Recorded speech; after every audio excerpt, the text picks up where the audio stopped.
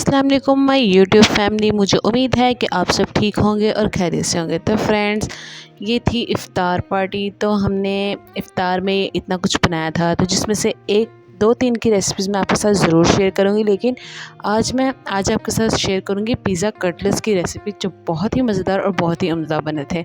तो चले आए स्टार्ट करते हैं। ये हमने लिया है श्रेडेड चिकन, जिसके हमने अंदर ऐड किया है नमक हस्ब ज़ायका, काली मिर्च हस्ब ज़ायका ऐड की है।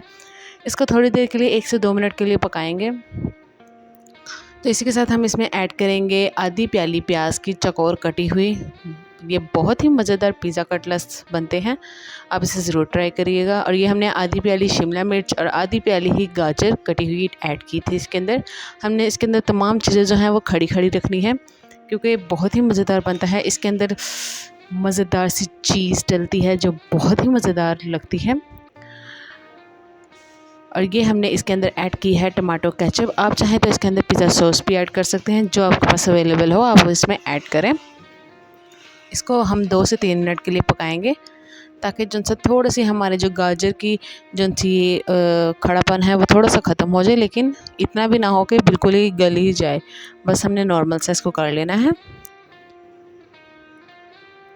तो ये देखिए, ये हमारा रेडी हो चुका है। हमने इसे डिश आउट कर लिया। इसके साथ हमने ये देखिए, ये मैंने आलू की पीठी का बैटर बनाया था फ्रेंड्स। ये मेरे पास टाइम बहुत थोड़ा था, क्योंकि इफ्तार पार्टी थी, तो इसलिए मैंने कहा चले ये तो सबको बनानी आती ही है।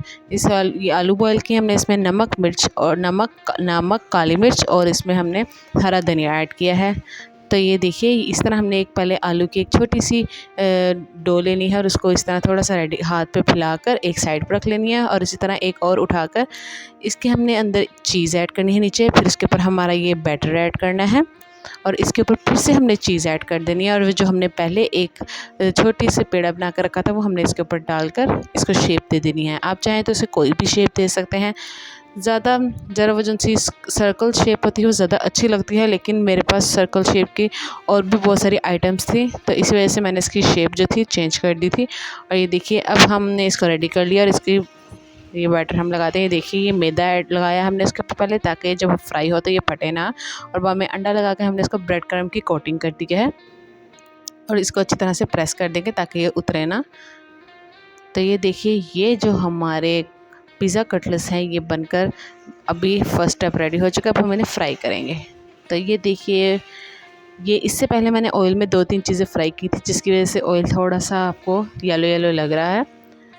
तो ये देखिए, इसे हम फ्राई कर लेंगे। इसको ज़्यादा फ्राई नहीं करना, और इसको हमने हाई फ्लेम पर फ्राई करना है, क्योंकि फट जाएंगे अगर हम इसे लो फ्लेम पे या मीडियम फ्लेम पर फ्राई करेंगे। तो ये देखिए, माशाल्लाह से मेरे पिज़्ज़ा कटलेट्स बहुत ही मज़ेदार और बहुत ही उम्दा बने हैं। तो मैं लास्ट में आपके साथ शेयर करूँगी कि हमारा टेबल कैसा सजा था और उसमें क्या क्या आइटम्स थी, आप खुद ही देख लें।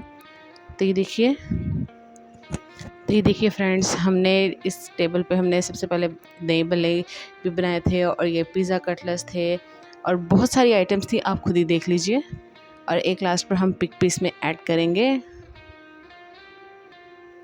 तो अगर आपको मेरी जो रेसिपी है वो पसंद आए, तो इस रेसिपी को लाइक करिएगा, मेरे चैनल को सब्सक्राइब करिएगा, और इस वीडियो को शेयर करिएगा, ताकि और भी लोग इस मज़ेदार पिज़्ज़ा कटलेट्स से लुत्फ़अंदोज़ हो सकें।